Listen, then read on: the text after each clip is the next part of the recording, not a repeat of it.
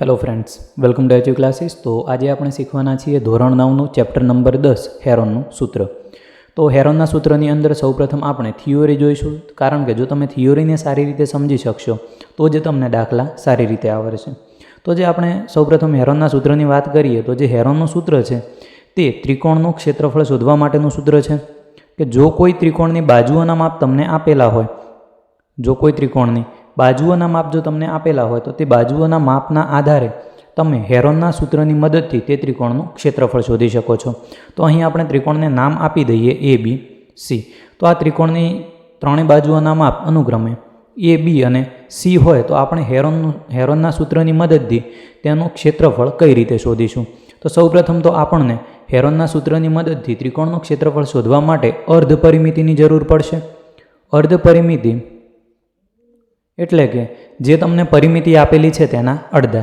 તો આની સૌપ્રથમ આપણે પરિમિતિ લઈએ તો પરિમિતિ એટલે શું થશે? ત્રિકોણની ત્રણેય બાજુઓના માપનો સરવાળો.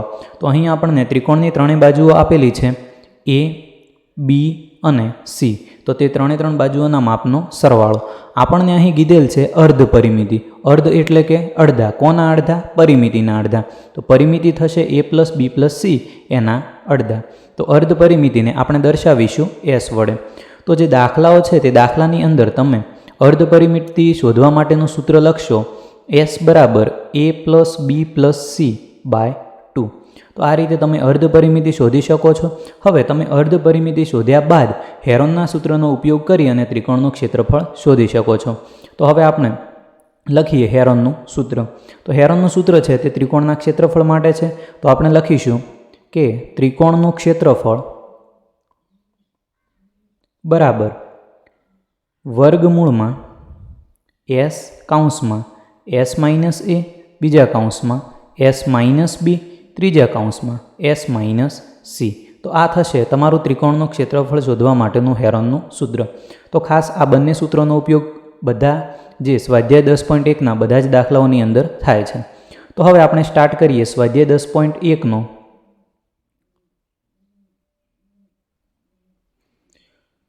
તો હવે આપણે સ્ટાર્ટ કરીએ સ્વાધ્યાય 10.1નો દાખલા નંબર 1. દાખલા નંબર 1 છે કે જેની બાજુની લંબાઈ એ હોય તેવા આકારના ટ્રાફિક સિગ્નલના પાટિયામાં સ્કૂલ અહેડ એમ લખેલ છે.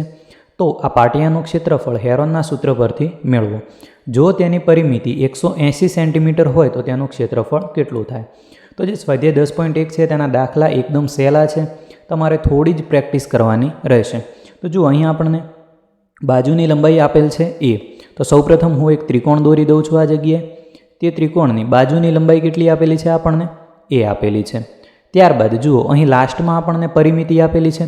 તો ત્રિકોણની ત્રણેય બાજુઓનો સરવાળો એટલે થશે તેની પરિમિતિ. તો અહીં ત્રણેય બાજુ આપણને આપેલી છે એ પ્લસ એ અને પરિમિતિ આપણને આપેલી છે 180. તો એ પ્લસ એ એટલે થશે 3a બરાબર 180. હવે એને કરતાં બનાવીએ તો 3 કઈ જગ્યાએ જશે? 180ના ભાગાકારની અંદર. તો એની કિંમત આપણને મળશે 60. હવે એ એટલે કે બાજુઓનું માપ આપણને મળી ગયું છે. હવે કોની જરૂર પડશે? અર્ધ પરિમિતિની. તો અર્ધ પરિમિતિ એટલે કે એસ. તો અર્ધ પરિમિતિ એટલે શું થાય? પરિમિતિના અડધા. તો અહીં આપણને પરિમિતિ આપેલી છે 180. તો અહીં આપણે સિમ્પલ કરી દઈશું 180/2. તો 180 ભાગ્યા 2 એટલે જવાબ થશે 90. તો અર્ધ પરિમિતિ આપણને કેટલી મળે છે?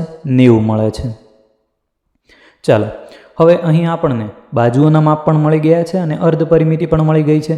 તો હવે આ પરથી આપણે ત્રિકોણનું ક્ષેત્રફળ શોધી શકીએ છીએ. તો હવે આપણે શોધીએ ત્રિકોણનું ક્ષેત્રફળ. તો ત્રિકોણનું ક્ષેત્રફળ, ચાલો સૂત્ર શું થશે? સૂત્ર થશે વર્ગમૂળની અંદર એસ માઇનસ એ, એસ માઇનસ બી અને એસ માઇનસ સી. હવે એસ એટલે કે અર્ધ પરિમિતિ.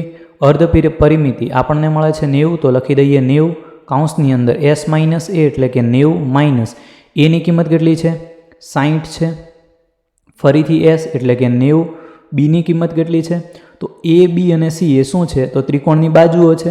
તો અહીં બધી બાજુઓ કઈ છે? એ જ છે. તો આપણે બધી જે એ બી સી છે તેની જગ્યાએ આપણે એની કિંમત મૂકીશું. તો બીની જગ્યાએ પણ 90 - 60. એવી જ રીતે એસ માઇનસ સી એટલે કે 90 માઇનસ 60 થશે. હવે સૌપ્રથમ 90 ને એમના એમ લખી દઈએ. ત્યારબાદ 90 માઇનસ 60 એટલે જવાબ થશે 30 ગુણ્યા ફરીથી 90 માઇનસ 60 એટલે થશે 30 અને ફરીથી 90 માઇનસ 60 એટલે થશે 30. હવે જુઓ અહીં જે 90 છે તો 90ના આપણે સિમ્પલ ભાગ પાડી શકીએ છીએ. 30 ગુણ્યા 3 એટલે થશે 90. ત્યારબાદ વધ્યા 30, ફરીથી 30 અને ફરીથી 30. હવે જુઓ અહીં જે બધી સંખ્યાઓ આપણને આપેલી છે તે કેવી છે? વર્ગમૂળની અંદર છે. તો આપણે એનું શું નીકાળીશું? વર્ગમૂળ. તો વર્ગમૂળ નીકાળવામાં સિમ્પલ એક ટ્રીક યાદ રાખવાની કે જે સંખ્યાઓ તમને 2 વખત આપેલી હોય, વર્ગમૂળની બહાર તમે તે સંખ્યાઓને નીકાળશો તો તે સંખ્યાને તમારે 1 વખત લખવાની થશે.